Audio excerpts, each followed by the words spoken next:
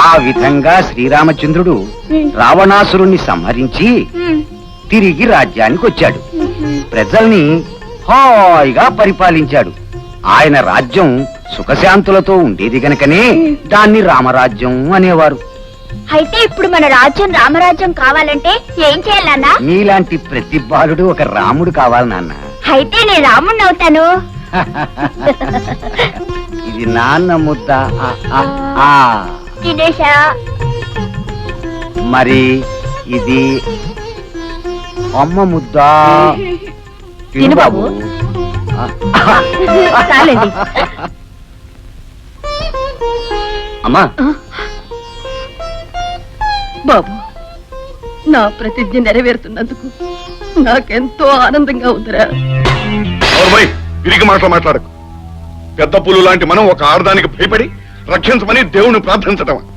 పార్వతమ్మ ఊళ్ళోకి రావచ్చు, కానీ అది ఊళ్ళో ఉండాలిగా. దాని కొడుకు ప్రతిజ్ఞ చేయొచ్చు, కానీ వాడు బ్రతికి బట్టకట్టాలిగా. 25 ఏళ్ల నిండని ఒక కుర్రాడికి మొగ్గులేని ఆడదానికి భయపడి అర్చన చేసి వచ్చావంటే నీ చీటీ చించి నిన్ను నరకానికి పంపించాలి. కీర్తిశేషులు భూషయ్య గారి ధర్మపత్ని పార్వతమ్మ, ఏమిటిలా వచ్చావు? నాగరాజు, ఆ రోజు ఏ డబ్బు కోసం నా భర్తను చంపి నా జీవితాన్ని నాశనం చేశావో ఆ డబ్బు ఇదిగో. నీ బాకీ నేను తీర్చాను, కానీ చెరిగిపోయిన నా పసుపు కుంకుమని ఇప్పుడు నువ్వు నాకు తిరిగి ఇవ్వగలవా? నా భర్తను బ్రతికించగలవా?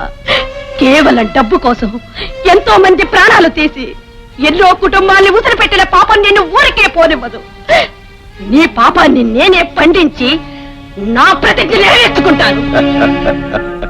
పొయ్యి ఊదుకునే ఒక ఆడది ప్రతిజ్ఞ చేయటం, దానికి పులిలాంటి మనిషి తడిసి అమ్మో నన్ను చంపకు అని ప్రార్థిస్తాడనుకున్నావా? ఆ రోజు దగ్గర పడిందనే నిన్ను హెచ్చరించడానికి వచ్చాను నాగరాజు. నీ కొడుకు సాధించిన ఘనకార్యాలకి కారణం వాడి సామర్థ్యము కాదు, నా చేతకాంతనము కాదు. మనిషిని పొడిచే ముందు ఎద్దు కొమ్ముల్ని కిందకు వంచుతుంది, అలాగనే అది ఓడిపోయినట్లు కాదు, ఎదుటి మనిషిని పైకి లేపడానికి. ఎవరిని ఎవరు పైకి లేపుతారో, ఎవరిని ఎవరు కిందకు తొక్కుతారో త్వరలోనే తేలిపోతుంది. ఈ నాగరాజును పైకి లేపడానికి ఎవరికెన్ని గుండెలున్నాయి? నాకున్నాయిరా. నిన్ను పైకి లేపడానికి ఎన్నో గుండెలక్కర్లేదు. ప్రతీకారంతో ప్రజ్వరిల్లే నా ఒక్క గుండె చాలు. అమ్మా, ఈ నీచుడితో మాట్లాడినా ఒకటే, పశువుతో మాట్లాడినా ఒకటే. అమ్మా. అయ్యా, ఇదిలా జరుగుతుందని నాకు ముందే తెలుసండి. ఎందుకంటే రాత్రి నాకు పీడకలు వచ్చిందని తమకు మనవి చేశాగా. అయ్యగారు, దాని కొడుకు పరిస్థితిని చూస్తుంటే ఆనాడు మహారాజుల్ని ముక్కలు ముక్కలు చేసేసిన పరశురాముడు వాళ్ళ అమ్మగారు గుర్తుకొస్తున్నారండి. ఊరుకోండయ్యా, అసలు అయ్యగారు ఆవేశంలో ఉంటే అర్థం పర్థం లేకుండా మాట్లాడతారేమిటి? అలాగే ముందా కుటుంబాన్ని ఈ ఊరు నుంచి బయటికి పంపించే పథకం ఉందా లేదా అది ఆలోచించరే. ఉంది. ఏమిటది? వచ్చే శ్రావణ శుక్రవారం నాడు మన గ్రామ దేవత పోలేరమ్మ జాతర పెద్ద ఎత్తున జరగబోతుంది. ఆనాడు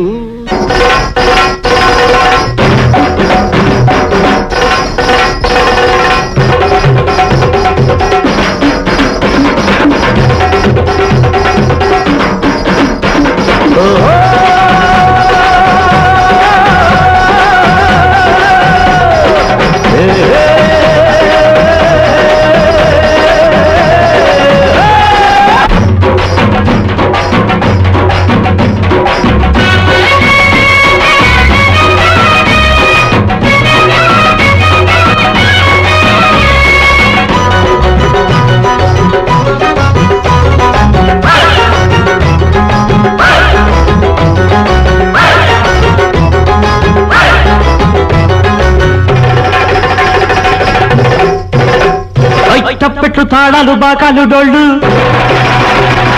గొప్పోళ్ళ గుండెల్లో వడగళ్ళ రాళ్ళు. తప్పెట్లు తాళాలు బాకాలు డోళ్ళు, గొప్పోళ్ళ గుండెల్లో వడగళ్ళ రాళ్ళు. ఎరుపెక్కుతున్నాయి అమ్మోరి కళ్ళు. హరిలో రంగ పేదోళ్ళకి నాడు తిరునాళ్ళు. అరే హరిలో రంగ పేదోళ్ళకి నాడు తిరునాళ్ళు. తప్పెట్టు తాళాలు బాకాలు డోళ్ళు, గొప్పోళ్ళ గుండెల్లో వడగళ్ళ రాళ్ళు. ఎరుపెక్కుతున్నాయి అమ్మోరి కళ్ళు. హరిలో రంగ పేదోళ్ళకి నాడు తిరునాళ్ళు.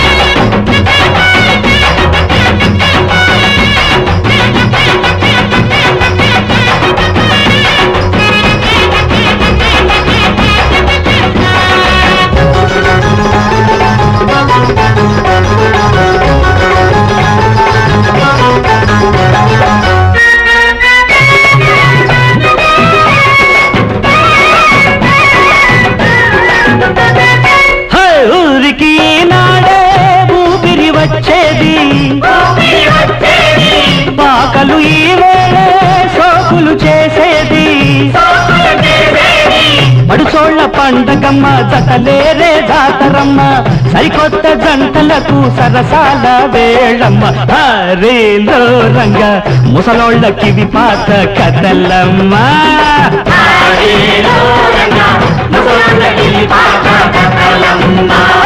చప్పట్టు తాడాలు బాగాలు డోళ్ళు గొప్పళ్ళ గుండెల్లో బడగండ రాళ్ళు ఎరుపెక్కుతున్నాయి అమ్మోరి కళ్ళు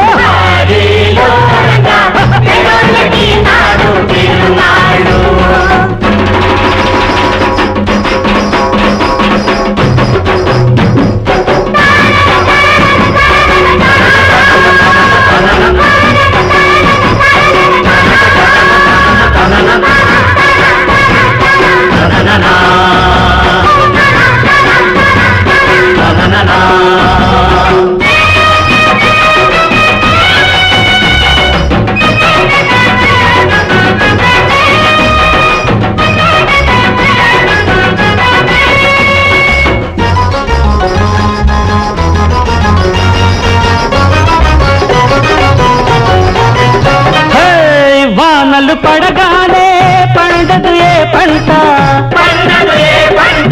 చెమటలు కురవల్దే మొలకలు రావంట డబ్బుంటే నాటలేవు కోపాలతో కోయలేవు గద్దెక్కి కూర్చుంటే పెద్ద మనిషివి కావు ఆ రీలో రంగ వేమన్న చెప్పాడు వేదాలు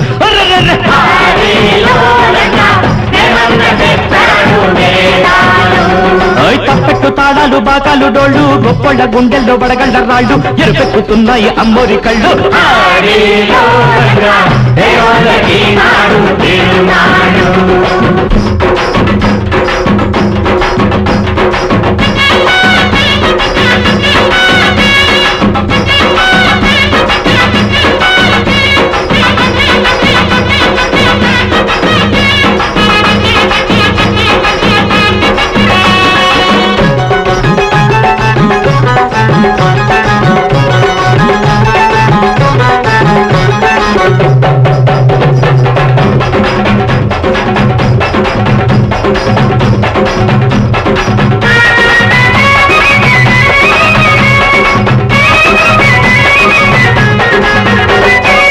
పొలేరు తల్లి నీకు పొంగళ్ళు పోస్తా పొలేరు తల్లి నీకు పొంగళ్ళు పోస్తా గుడిసెల్లో చీకటుంది కడుపుల్లో ఆకలుంది పడుగోళ్ల వైపు నీకు కడగంటి చూపు ఉంటే కలబాదితో పిడిపై కళ్ళెర్ర చేయవమ్మ పెదోళ్ళ కానాడే తిరునాళ్ళు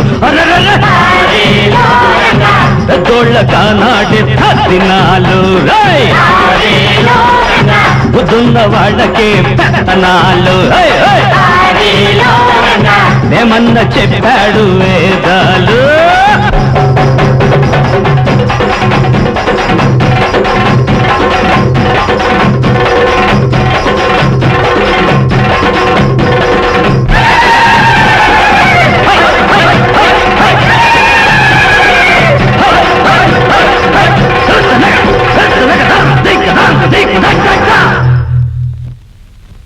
ఓం శివాయ నమః ఓం రుద్రాయ నమః ఓం కేశవాయ నమః ఓం ఓం ఓం శివాయ నమః.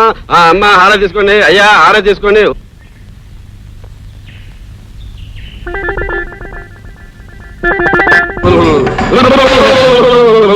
రే ప్రజలారా, నేను మీ గ్రామ దేవతను రా, అంగాళమ్మన్ రా. అయ్యా పూజారి గారు గంగా మొక్కున్నట్టుందండి. అమ్మా గంగారమ్మ తల్లి, మమ్మల్ని కరికరించు తల్లి. నా గ్రామాన్ని నా ప్రజల్ని కాపాడవలసిన తల్లి, మాపై ఆగ్రహించక తల్లి, మమ్మల్ని అనుగ్రహించు తల్లి. తల్లి గంగారమ్మ తల్లి పాపాత్ముడు అడుగు పెట్టాడురా. వాడే కాదు, వాడి కుటుంబం కూడా అడుగు పెట్టిందిరా. వెంటనే వాడిని వాడి కుటుంబాన్ని ఊళ్ళో నుండి బయటికి పంపించేయండి, లేకపోతే ఈ ఊరికి మంచి జరగదురా. వద్దు తల్లి వద్దు, నీ మాటకి ఎదురులేదు, నా తిరుగులేదు. నీకు కోపం కలిగించిన వారు ఎవరైనా సరే చెప్పు తల్లి, చీటీ చించేసి నరకానికి పంపించేస్తా. చివరికి అయ్యగారైనా సరే. హారతి హారతి.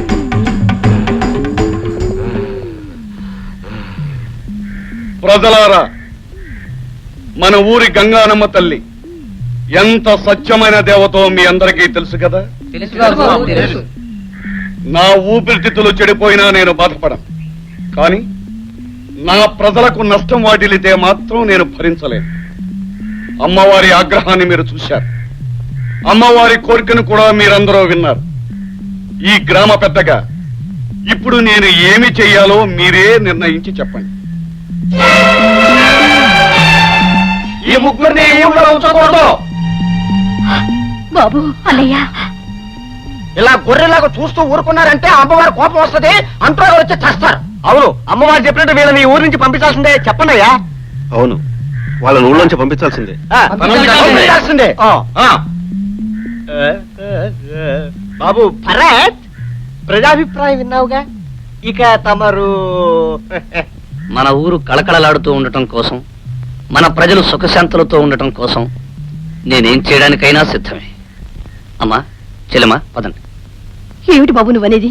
అవునమ్మా, తప్పదు. గ్రామదేవత మాట కాదని మనం ఈ ఊర్లో ఉండలేం. వీళ్ళందరి కోసం, ముఖ్యంగా నాగరాజు కోసం మనం ఈ ఊరు వదిలి వెళ్ళిపోవాలి. పదనమ్మా, పదండి. బాబు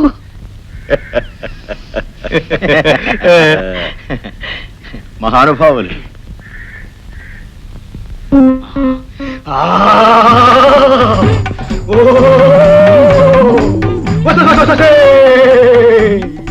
ఒరే మూర్ఖులారా,